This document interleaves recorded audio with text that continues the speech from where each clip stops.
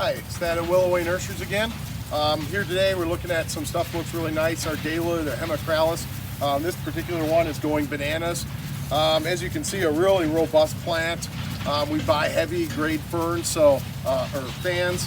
That's how they grade them. We buy a very large, exceptional grade on these and grow them on. And you can see what that does from a perspective of when you purchase these is you're getting a really pot full plant.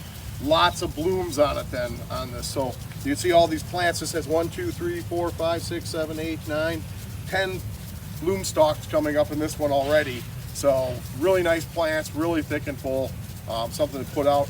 They're very easy to grow. It's pretty much managing the water on them. You can't really overwater them, but you don't want to water where they stay wet overnight. So during the day you can water them as much as you really like. So great plant if you're looking for a little summer color. All right, another great plant to consider in the summer. Loves the heat, loves the summer. Is this Pure Joy sedum that I'm standing in right now, but behind me you can see there's a number of other sedums.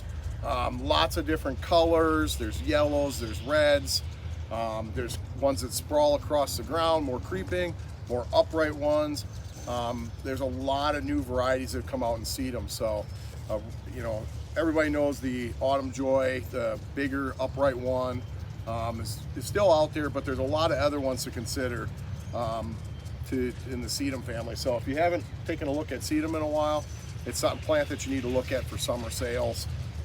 It's very easy to grow. The one trick I would tell you with this, when it starts to flower, you need to cut the water back on it. If you water it heavy when it's flowering, they'll rot out on you. You can get diseases like anthracnose and some things like that. So you have to manage the water. You want to keep them moist, but don't get them too wet or they stay wet for long periods of time. This can take it on a little bit on the drier side. So water management is really key here. Hi, we moved over, talk a little bit about Rose of Sharon. This is Purple Blue Violet. As you can see, really nice flower. We're just starting to get some flowers on it. And that kind of ties into some of our growing degree days. We're at 1260 currently here in Avon. Indicator on this is 1350 is when you're supposed to see first flowers. So we're like within about 50 days, or 90 growing degree days. But this is kind of a plant out of the norm for the landscape. So the growing degree days is based on landscape blooming, not necessarily pot blooming, but it's a pretty good indicator. And one of the things I wanted to talk about the hibiscus Rose of Sharon are the fact that they're just loaded with buds right now. So it's like a peak. They're coming into their peak in prime season. You really have great displays of color. We'll circle back to this plant. Also at 1250 is Golden Rain Tree. That one actually blooms as well. It's in full bloom right now. And then Pine Needle Scales at 1350. We're going to see a second generation in that, so we want to be watching for that on oil. So there's a number of things kind of going on.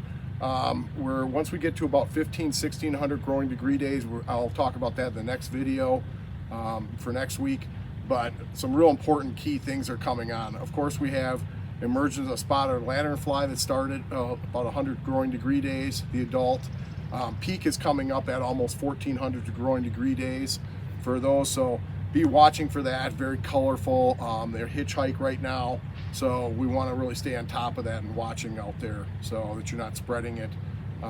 If you haven't seen a photo of what it looks like, they have blacks, whites, and oranges all kind of mixed in underneath their wings. When they open up, that orange display is very prevalent.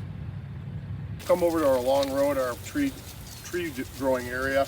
I want to talk about Acer, Palmatum, Dissectum, Tamiuca. This is the threadleaf, the Dissectums. We have a really nice 10-gallon program here at Willoway.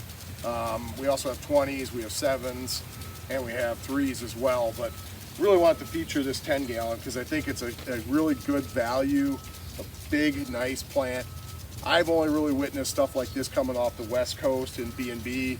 Not really something that you see out in a lot of traditional nurseries. So these are really heavy. We do a really nice job on trimming these early in the year, and we get a lot of breaks, and then you get this really nice fullness. They're cascading, so really nice accent landscape plant that you can use to just basically kind of draw interest into an area.